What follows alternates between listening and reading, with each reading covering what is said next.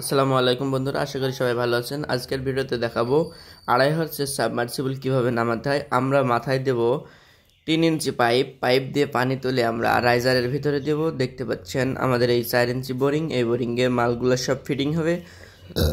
তো এই দেখতে পাচ্ছেন 3 ইঞ্চি পাইপ দেখানো হলো। থ্রেড টিপ মেরে আমরা কিন্তু সুন্দর করে পাইপটা নিচে নামাই দেব সাবমার্সিবল।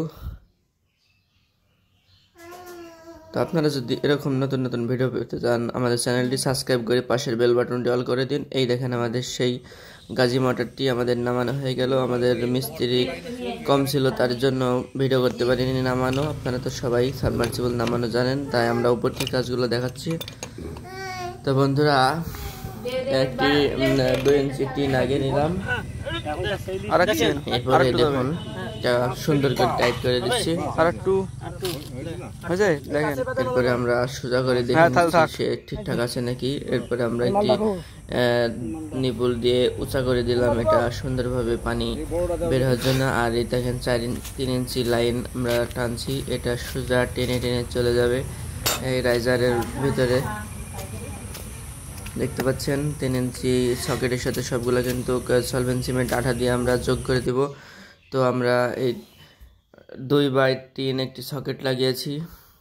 এবার আমরা এখানে সুন্দর করে দিব, নিপলটি টাইট করে দিয়ে পাইপ লাগাই দেব। দেখতে পাচ্ছেন বন্ধুরা, আমাদের নিপলটি প্রায় সেট করা হয়ে গেল। এবার দেখতে পাচ্ছেন 3 ইঞ্চি পাইপগুলো টেনে টেনে আমরা আঠা মারছি আর নিয়ে যাচ্ছি। সুন্দর করে পরিষ্কার করে নিতে হবে ভিতরে, যেন ময়লা না থাকে। ময়লা থাকলে কিন্তু টাইট হবে না বা লাগবে না আঠার সাথে। অনেক সময় আছে পাইপ পড়ে থাকে, বালি মেখে যায়। দুই দিকে সুন্দর করে আঠা লাগাইতে হবে, তারপরে কিন্তু এটা দেখতে পাচ্ছেন চাপ দিয়ে ঢোকাই দিতে হবে। আমাদের আরো একটি পাইপ লাগানো হয়ে গেল, দেখতে পাচ্ছেন।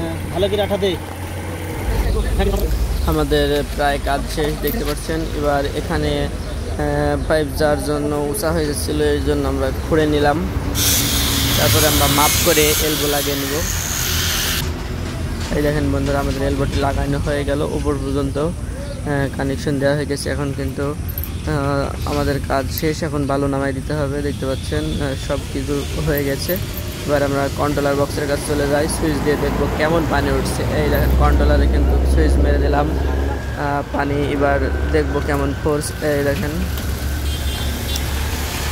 পানির ফোর্স কম মনে হচ্ছে, কারণ নিচের পাইপ দিয়েও চলে যাচ্ছে। এই দেখেন ফুল পানির স্পিডটা দেখতে পাচ্ছেন, সুন্দর, এক কথায় অসাধারণ হয়ে গেল কিন্তু। এই দেখেন একবারে রাইজার ভিতরে পানি চলে গেল। ধন্যবাদ সবাইকে, ভালো থাকবেন।